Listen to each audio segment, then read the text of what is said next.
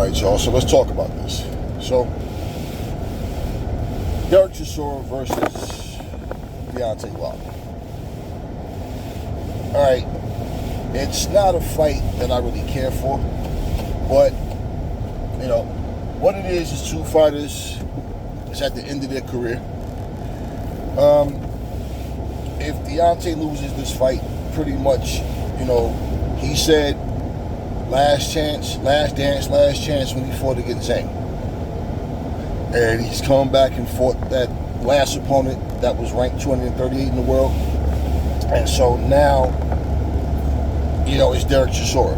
I told you guys before, I said, if they're trying, the best way that they can protect Wilder, and not that it's foolproof, but the best chance he got of beating some guys that at least has some respect on their names, and then turkey out of Sheik, because, you know, really nobody's looking at Wilder for like a big, like you know, do anything big anymore, other than Turkey, and that's if Turkey still has interest.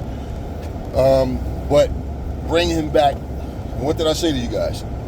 Give him like Derek Chisora. Try to get him a fight with Dillian White, Joe Joyce, because all three of those guys have slowed down just like him. So that, at least, that's far more respectable than beating some guys that's ranked 238. And pretty much, you know, that shows you the fact that he took that guy. I know damn well that wasn't the only guy available.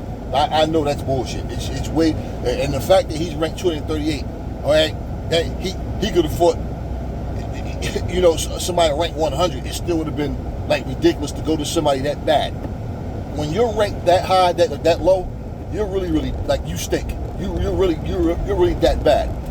But that's who he chose to fight. That's where his confidence was, and he also wanted to squeeze as much money out as he possibly can. You know, he's going, you know, went through this financial situation or whatever, and you know, but Wilder, like he said out of his own mouth, he needs Derek more than Derek needs him. Derek claims this is his last fight. Now he claims that this is his last one. So at the end of, you know, any of this, that's why before I made a video and I scrapped it, because there was some things that, you know, that I'm saying now that I didn't say in that video, and I just feel like, you know, it's not even necessary. Wilder, you know, plans to continue on. Derek is saying that he's done afterwards. Okay, so this fight doesn't do anything for boxing in terms of relevancy. It really doesn't. Wilder is trying to get the biggest paydays he can. So whatever he's getting against Derek Chisora, if he loses, it's done. It's a wrap. You can't beat Derek Chisora, then who can you beat? So if he beats Derek Chisora, again, okay, let's keep him with these level of opponents. Let's go to Joe Joyce. Let's go to Dillian White, who just got destroyed by Moses Atama. They will not give him Moses Atama or Fabio Wardley. He won't fight these guys. If he fights any one of those guys, it would be after he gets to a point where it's like, all right, Deontay, you know, Usyk fight it. It's off the table. So the biggest money that we can get you would be against, say, a Moses Atama or Fabio. That'd be like the only way that those fights happen. And, you know, it is what it is.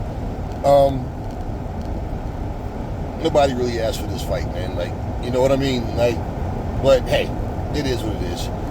This is a fight when they're saying should have happened, could have happened 10 years ago. It's the thing with Wilder. We said all this time going by, and Wilder kept saying things like, you know, I mean, so I got to prove myself. Y'all see what I could do. I show y'all what I can do over and over, and people keep doubting me. Like, yeah, Wilder, because we want to see you do that against the top level dudes, not these meatballs you've been doing this against. You and other people as well doing the same thing to these people. Like, no. So now, at this stage of his career, well, now you get to fight the guys that when you know, both, even like Joseph Parker, the Zhilei Zhang fight, Zhang is older than Wilder, you know, but these fights that when he steps up in competition, you see how things went. But now it's just to the point where, plain and simply, like, you know, he definitely cannot afford another loss. Beating Derek Chisora does not grant you, it doesn't warrant you a title shot, and vice versa. With if Derek was to win, even if he decided to keep going, let's just think about something. When Deontay Wilder sat down to fight Zhilei Zhang, he said, "Last chance, last dance, last chance." When Derek Chisora got beat by Tyson Fury in their last fight, he says, "I can't go on like this. I mean, it's time to just, you got to know when to retire." And then all of a sudden, some time goes by, he never announced his retirement, and Turkey on the Sheet pops up, and he's being interviewed saying, "Yo, do you see the kind of money they're offering now?" So he stuck around. And so anytime a fighter say that they retire, it's like, yeah, for how long? I mean, look at Fury. And what did everybody say about Fury? If Fury retires, he needs to stay retired. What's the purpose of coming back, right? What, is it Fury coming back? From what we understand, yeah. So it is what it is, man. But you're not in the spotlight forever. All right.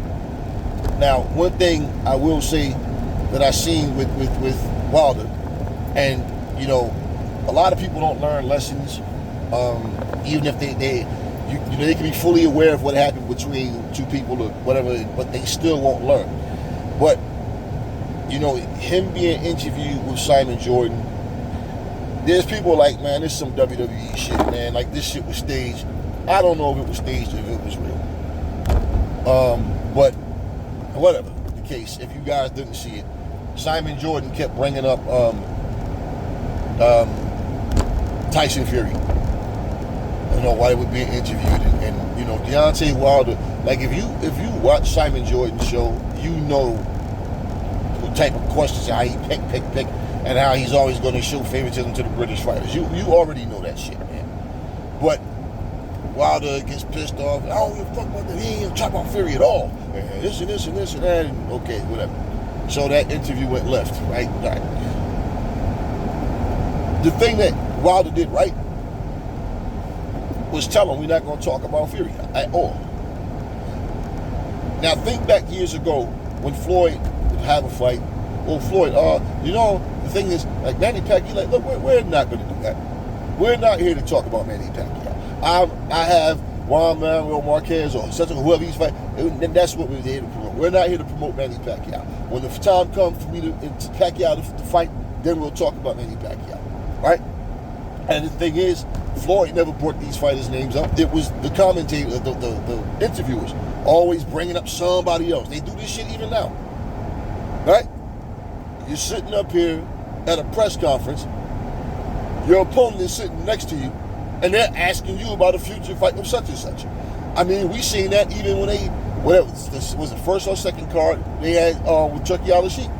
You got Wilder sitting up there, you got AJ sitting up there, AJ's fighting Waleed, Wilder's fighting Parker. Goddamn, they're talking about Wilder and AJ fighting each other in front of their opponents, like, after you fight these two bums, and, as if just dismissing them. And it's like, yeah, but I tell you what, if this wasn't some fake shit, because in today's boxing, I don't know. I'm not surprised by anything. But if it wasn't fixed, that Wilder really felt like he's, snapped or whatever, this is what you should have been doing a long time ago. And this is what fighters need to understand. Stop sitting here allowing these commentators to help you make a fool out of yourself. They love to stir up shit. And Simon Jordan sat here and said 3 years ago when Wilder was there, he didn't get a chance to talk to him, right? So, for 3 fucking more years, these are the questions that you were going to ask this man once you got him on your show. And I never respected that. Whoever your opponent is, these motherfuckers want to talk to you about another fight. Or you want to keep bringing up the what happened with Fury and all that. But in a way, it's like, well, when you make a choice, sometimes things happen. It comes back to you. Like, you can commit a fucking crime, okay, and 35 years go by, you thinking you in the clear, ain't nobody, you don't even remember, think about that shit. And one day the police knocking at your door because they got evidence that you actually did this shit.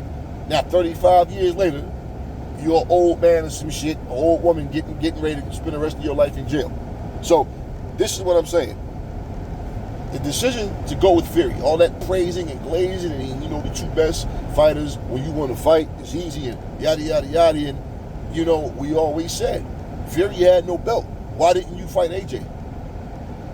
You and AJ were the ones with the belts. And then the thing that's really crazy is when people will say, oh, but you got to remember, man, you know, Wilder don't have that much experience. Okay, well, if that's the case, you know, Fury had more experience and more fights than AJ, and so did Wilder. So if you want to go with the less experienced guy, well, wouldn't that make more sense? And the less experienced guy got 3 belts and you got 1, but you chose to go with Fury. Well, you see how things come back to bite you in the ass. I mean, look at Floyd and Al Heyman. Now Floyd is suing Al Heyman for, was it $340 million? And they look like the unseparable pair, like they were good friends outside of being business partners. Man, you can't trust shit. And I be telling y'all, I'm nobody's fan. I don't trust none of these people. You know this, man. This is what I tell you guys all the time, man.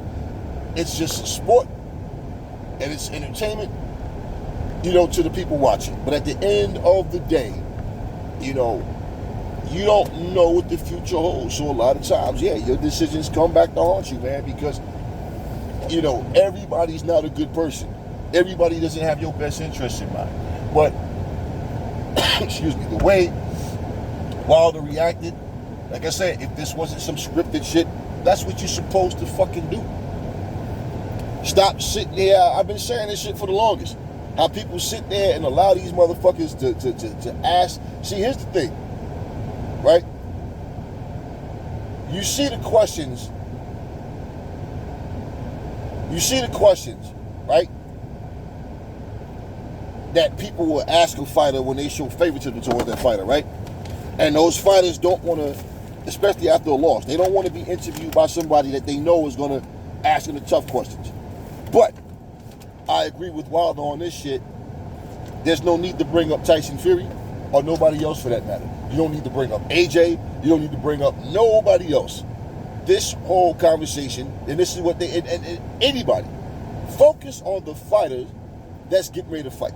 I think that's completely disrespectful, for one, because you're overlooking the guy that you're getting ready to fight. But why bring up Fury in the first place? I mean, are you trying to get in his head and give him the edge to hope that you can get under his skin and he's not focused? I don't know, but it's bullshit.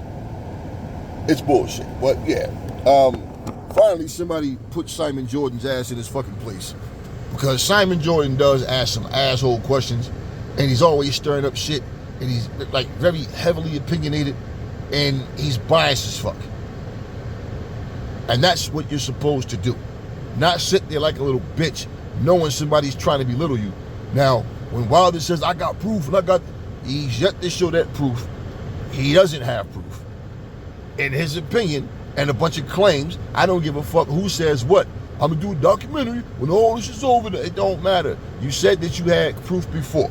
And y'all said after you beat him, y'all gonna get this dirty motherfucker about the sport, right?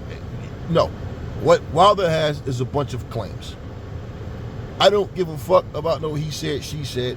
People love conspiracy theories and all that stupid shit when it's just scandal. But at the end of the day, if you had proof, that man would be guilty of attempted murder. You understand what I'm saying? There's no way about it. And the fact that he talked about how Fury even practiced taking the gloves out, padding out of his gloves and training, you think he ain't gonna do it in a real fight? And see, this is what I'm saying. You don't want to talk about it, but you still are engaging in it. You know what I mean? At the end of the fucking day, though, regardless, you don't sit there and let these motherfuckers treat you like you a kid that don't have no choice. You under my, you're